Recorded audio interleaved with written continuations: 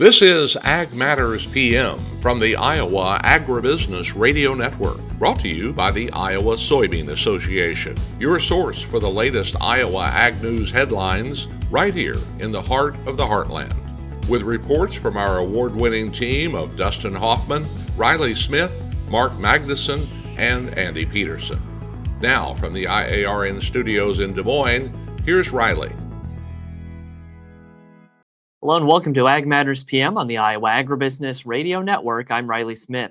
Today is Friday, December 13th of 2024, and we are so glad you can join us for today's show. In today's episode, I speak with Bryan Whaley, the CEO of the Iowa Cattlemen Association. They had the Iowa Cattle Industry Convention yesterday in Ames, a new location. They usually have it out in Altoona. It was great to be out there and visit and see what's been going on. We'll also have the closing markets later on with the folks at agmarket.net. But first, let's jump into that conversation with Bryan Whaley. He is only a year in to being CEO at this point. Feels like it's been longer, honestly. And he had a very interesting first year as CEO, as we talked about. Bryan, I know just late last year, we had the first conversation. You were new into your role as the CEO of the Iowa Cattlemen's Association, now a year in. How have things gone over this past year in your position? Yeah, Riley. Well, thanks for taking time to have a conversation, but it's been really exciting. It's amazing how time really does fly when you get into a new role and you're really trying to get your feet under you.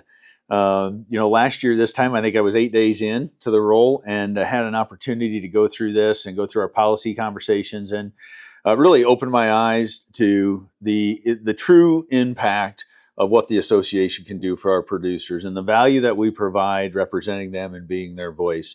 And that really laid a great foundation for me to go through the rest of the year. I have spent a lot of time out at a variety of different meetings, banquets, our educational forums, county board meetings, talking to producers and just learning from them and saying, hey, how can we help you be successful? What are those things that you want us to focus on? How can we continue to serve you as a member and serve our industry as a whole? And so that's really been the exciting piece. Getting to meet and interact with our producers has been very important to where we're at now, a year later in this process. So it's been exciting. It's been fun. I'm excited to get into year two because they talk about the first 90 days. Well, I'll have to be honest. I had a first 120 or 150 because we did have some transition and some things that we had to do to take care of from staffing standpoints and things. But now that we're rolling, we've got some really good directives moving forward. We've got some really good traction with partnerships, especially one with our foundation, our Iowa Cattlemen's Foundation, and some other things that are starting to gain some traction, as I said, and continue to move forward. So really exciting time, very optimistic about the future and the great things that we're going to do moving forward. And I would say what a year to have as your first year as CEO, an election year, not only federally, but in the state, seeing H5N1 start to infect cattle as well. And then just in general, I feel like there are just a ton of things that happened policy-wise this year. Starting off when it comes to that disease management, what are some things you've heard from producers on, where they want the cattlemen to go when it comes to not only the response to that, but the legislation that could help protect them? Right. Well, foreign animal disease preparedness is always at the top of the list, right? I mean, obviously that's a big concern that we have within the cattle industry, as do all livestock producers, right? We've seen it, whether it's certain things in the swine industry or the H5N1 that we've talked about, obviously with poultry and now in dairy, right? So I think that's something that we've got to continue to keep be out in front of. I think we've got to continue to make sure that we've got the funding behind it, at least from our Department of Ag and Land Stewardship, to make sure that we are prepared. One of the things that we did this year from an association standpoint is sent some representatives to a symposium by U.S. Cattle Trace, trying to help us get a grasp of what are some things that we can do from an association standpoint to prepare our producers and our members if something does happen. And in turn, what do we need to do as an association for them? So we've looked at our response plan to something like that. and are taking a look at that and really looking at a comprehensive review. We've done some great things with it, but I think there's some more that we can do as a piece of that. So that's one of the big things, obviously, that we continue to focus on and think about. You mentioned the election year. Yeah, I mean, when you get into those things, it always gets interesting. You don't know where things are going to go, right? We knew potentially there was a chance that obviously the Farm Bill wasn't going to get finished, and that's where we're at.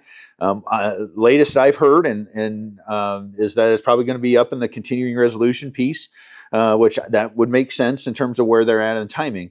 But I think that's something with the new administration coming in that we've got to keep our finger on the pulse, right, of what's happening. What are they doing? What are some of the new initiatives or things that they're going to want to bring forward, with that administration, and what are some of those things? One of the things that we continue to watch here is obviously marketing is a big thing with the association. So we're keeping looking at that. I mentioned the Farm Bill. Yeah, we're going to be involved in those conversations as well when that really amps up and gets going again with our new Congress starting in 2025. That again was Bryan Whaley, CEO of the Iowa Cattlemen's Association. We'll go ahead and take a look at the closing markets next, but first, here's a word from our sponsor, the Iowa Soybean Association and the Soy Checkoff. Iowa Soybean Association is driven to deliver for Iowa's 40,000 soybean farmers. We're proud to provide objective agronomic research, a helping hand with soil and water stewardship, and timely industry news powered by the Soybean Checkoff. Learn more at iasoybeans.com. It's time now for the Ag Matters PM Closing Market Summary, your source for market analysis and settlement prices from the day's trade in Chicago, courtesy of the folks at agmarket.net. Welcome back to Ag Matters PM on the Iowa Agribusiness Radio Network, and we're here now with Sam Trainor of agmarket.net to take a look at the closing situation in the grain and livestock markets today. Sam, first off, on this Friday to end off the marketing week, what do we see going on in the grains? It was negative news mainly today. Nothing going good for corn, beans, or wheat. We started the week very strong. Had that USDA report on Tuesday. Corn was able to rally off that and get up near the October highs that we made up there on the March contract. Around 452.25 was the October high. We got as high as 451.5. So within 0.75 cents of that high, but we were unable to push through that. And then here to end the week, Thursday and Friday, we just had some weakness and backed off of that. And really not a whole lot of news out there, just a failure there at that technical resistance level is kind of just reduce the interest here in the corn and bean markets. And I know yesterday with that export sales report, both corn and soybeans either on the lower end or completely below the lower end of those expectations. However, having 1 week of that lower export sales isn't necessarily an indicator for what we're seeing going forward, right? Yeah, you'd sure like to hope so. The corn and soybean weekly export sales were very poor and disappointing. They were, like you said, below the trade estimates. But recently we have had very strong exports leading up to this point. And that USDA report that I mentioned on Tuesday, that actually increased export demand for corn. So the expectation is that we're going to maintain the strength that we've seen in exports, albeit with a poor report yesterday. Hopefully we get back on track next week. And here this morning, we did have a 200,000 metric ton sale of soybeans to unknown destinations here this morning for soybeans, like I said. So we can keep tacking a few of those on here or there and get back on track. It's definitely something that'll help these markets get back up to the higher end of their ranges. And then looking at the livestock side of things, how did cattle and hogs trade? They were mixed today. Live cattle were up a little over $1. Feeders were down a little bit, and hogs were up. So kind of a mixed bag. There was some reports this morning that the Mexican import ban on livestock due to the screwworm disease that was found a couple weeks ago talks that ban is going to be lifted here, and we'll be able to open up that border between U.S. and Mexico and send exports and imports and whatnot. So I think the market was just kind of in limbo on that and trying to figure out which way it wanted to go.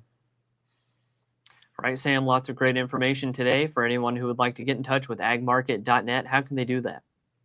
Easiest way would be to give us a call here in Normal, 1-800-779-1515, or you can go to our website at agmarket.net. All right, Sam, thanks again for the analysis as always, and stay warm this weekend. Thanks. You too, Riley. Thanks again to the folks at agmarket.net for joining us every day of the week. We'll go ahead and take a look at the closing market prices through the market window at iowaagnet.com. March corn down 1.5 at $4.42 even. January soybeans down 7.5 at $9.88 1/4. January soybean meal down $3.30 at $2.8620. Soybean oil down 6 cents at $42.61.